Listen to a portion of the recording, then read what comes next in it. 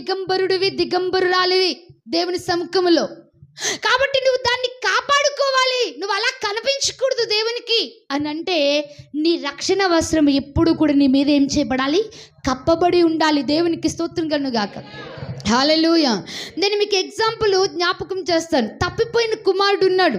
తండ్రి ఇంట ఉన్నప్పుడు ప్రియులరా మంచి వస్త్రములతో ఉండి, చాలా మంచి వస్త్రములు కట్టుకొని, చాలా మంచిగా జీవిస్తూ, చాలా మంచిగా పేరు ప్రఖ్యాతలు గాంచుతూ ఒక మంచి లెవెల్లో ఉన్నాడు.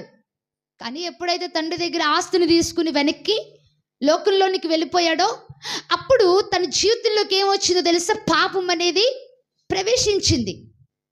దిగంబరుడుగా మారిపోయాడు. ఒక మాటలో చెప్పాలంటే వస్త్రం పాతికిలిపోయింది, చిరిగిపోయింది, మాసిపోయింది.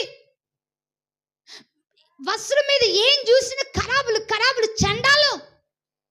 ఎవడో పక్కకెళ్ళి కూర్చోలేని పరిస్థితి. అసహ్యకరంగా ఉన్నాడు. చాలా దిక్కుమాల స్థితిలో ఉన్నాడు. ఎలాంటి స్థితికి వెళ్ళిపోయాడు? పందులు పొట్టు తినే స్థితికి వెళ్ళాడు. పందులతో సహవాసం, పందుల దగ్గరే కూర్చున్నాడు, పందుల దగ్గరే పడుకుంటున్నాడు, పందుల పొట్టు తింటున్నాడు. అయ్యో ఎంత భయంకరం కదా. అలాంటి స్థితికి వెళ్ళిపోయిన వాడి దగ్గర వస్త్రం ఎలా ఉంటుంది చెప్పండి?